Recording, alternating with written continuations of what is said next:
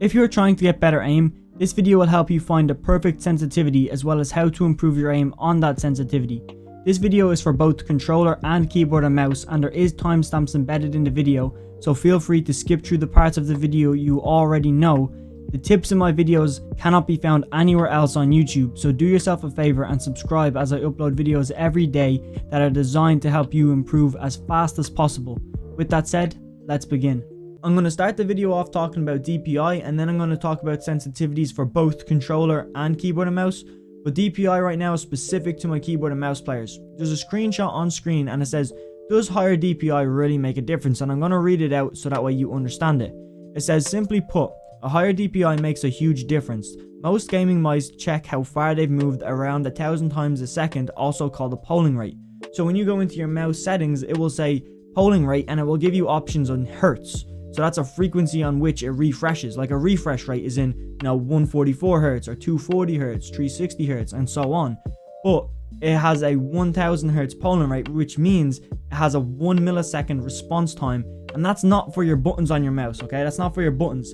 That's only for the sensor that's in here. That little light that lights up, that's what your polling rate is for. So if you lower your polling rate down to 500 hertz, that would mean that you are on a 2 millisecond response time. But that does not mean your clicks are delayed. That's just how many times that the scanner is scanning. That's the refresh rate of the it's actually a camera. It's not even a sensor. It's called a sensor. It's a camera that takes pictures very, very fast and then analyzes which direction you're going in, which is something I found out.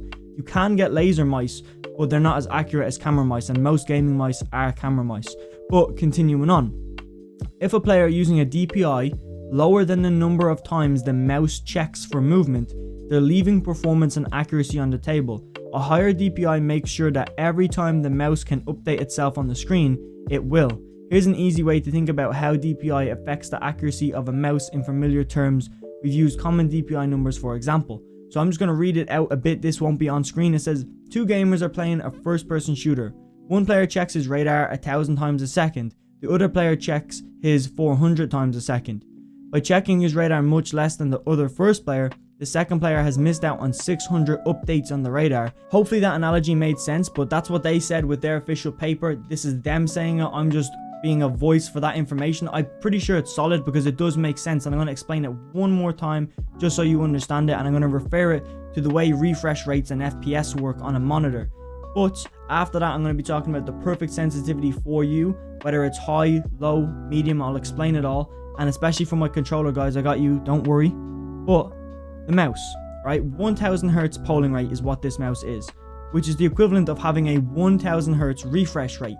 So if I have a 1000 hertz refresh rate, it's refreshing the screen 1000 times per second.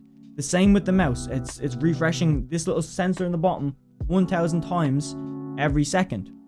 But if I'm playing on DPI, and DPI would be the equivalent to FPS in this kind of example. So if I had 600 DPI and I had 600 FPS and I had 1000 hertz, that would be the equivalent of me playing on 600 frames with a 1000 hertz monitor. And that is just like 400 frames that is not there for the refresh, which means you're missing out on 400 kind of refreshes, which means it's not scanning as optimally as possible. It's not refreshing as optimally as possible. You're missing out on performance. Again, this is a very weird example because there's no monitors with a 1000 hertz refresh rate. It's just to keep the numbers the same. Your hertz on both your mouse polling rate and your monitor is the same, but on your DPI is the equivalent to your FPS, and you want your FPS to be the same as your refresh rate, if not a bit higher. That's all this means. Do not play on a DPI lower than your refresh rate. So basically, for most people, you should be playing on a 1000 DPI. That's it. Just set it to 1000, alter your sensitivity. It will make a huge difference, and I've been a product of that over the last few days, man. I've been hitting some intense shots, not gonna lie. But moving on. Okay boys, what we're going to do is talk a bit about sensitivity for both controller and keyboard and mouse. Obviously I'm going to continue on with keyboard and mouse because we just talked about DPI for about 15 minutes. So I'm going to keep going with keyboard and mouse, but I do have timestamps, so if you do want to skip ahead, controller gang, you do that.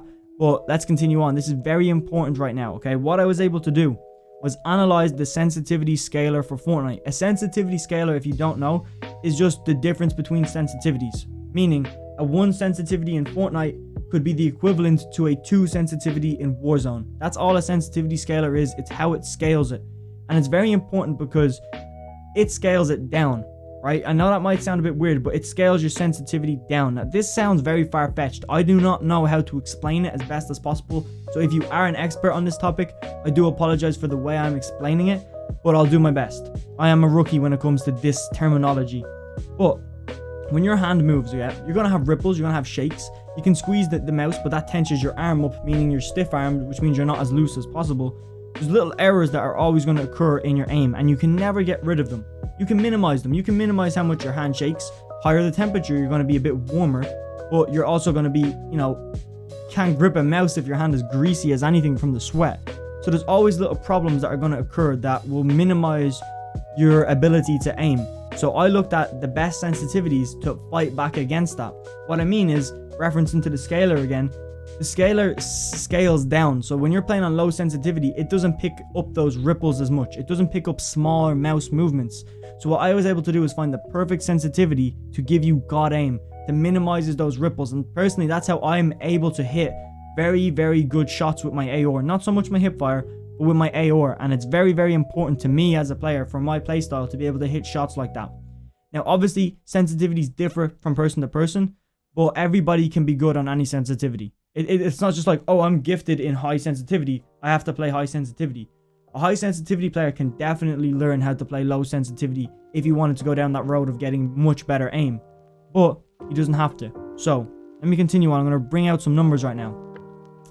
So, for the God aim, you would like to be playing on 3 sensitivity. Now, I know that seems pretty low, but it is a range, okay? It's not just like, play 3 sensitivity or you have shit aim. It's not like that.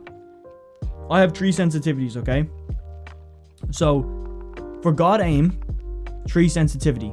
Makes sense, right? Low sensitivity, hit every shot. For God building and editing, 10 sensitivity. So that's very on the high scale, and the aiming one is very on the low scale. We're not paying attention to either one of those sensitivities. We don't want it to be too high. We don't want it to be too low. We want that spot in the middle, okay? So my recommendation is a sensitivity between 5 and 7. Obviously on 1000 DPI, because that's what we talked about at the start. And we're always going to be on 1000 DPI. Hopefully you boys do change to 1000 DPI, because that shit is facts. And when I did it, I'm telling you from the heart, right? Not just because I want to be right. It actually did make a difference. I wouldn't have included it in the video if it didn't make a difference for my aim. And I tried it out over maybe a week, and I could definitely notice the difference. If you watch my streams, you probably noticed the difference, okay?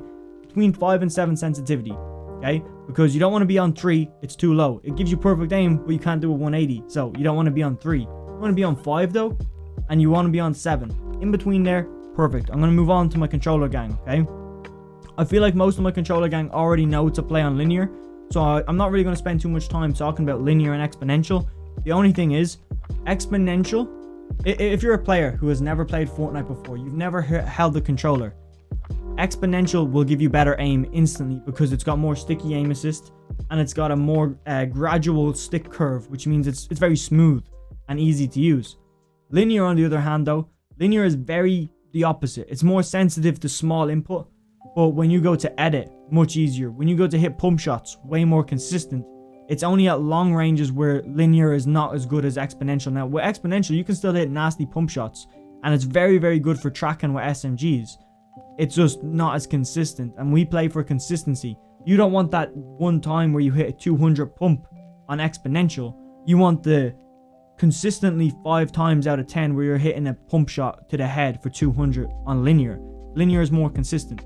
Hopefully that analogy made sense. I kind of do that sometimes. It's a bit random, but again, the perfect sensitivity for aim on controller on linear is between 40 to 50. I didn't go in and look at exponential. I want you guys playing linear because it's going to make you much better players all around, okay? You can definitely still get really good aim on linear for long range. It's just you don't have that aim assist to help it be more sticky. But it will still work, trust me. You'll be able to develop muscle memory. And therefore, when somebody says, oh, he's a controller player, he's got aim assist, it's not, bro. You've just built up such a good reservoir of aim, and my phone just ruined this video. I apologize for that. I need to learn how to turn notifications off, but the sensitivity you need to be playing between 40 to 50 on linear. Okay, 40 to 50 sensitivity, that's hip fire. For aim down sight, I would then again recommend between 12 and 15 sensitivity. I know that might seem a bit low for your ADS multiplier, but it definitely works, okay? It's definitely overpowered. That's what I used to play on back in the day when I played controller. I was a pretty good controller player. If my controller still worked, which is up on that shelf, I would pull it out and play a few games on stream one of the days, but it doesn't work. I've tried. But with that said, hopefully you enjoyed this video. I'm sorry if certain parts dragged on. I tried to make it as snappy as possible. I tried not to make it like every other aim video where they tell you the drills, they tell you what to do. I just like giving you the information and you make that decision yourself. If you want another video like this or reference any video at all that you would like to see on the channel, down below, and I will get to work on it straight away. With that said, I'll see you in the next video.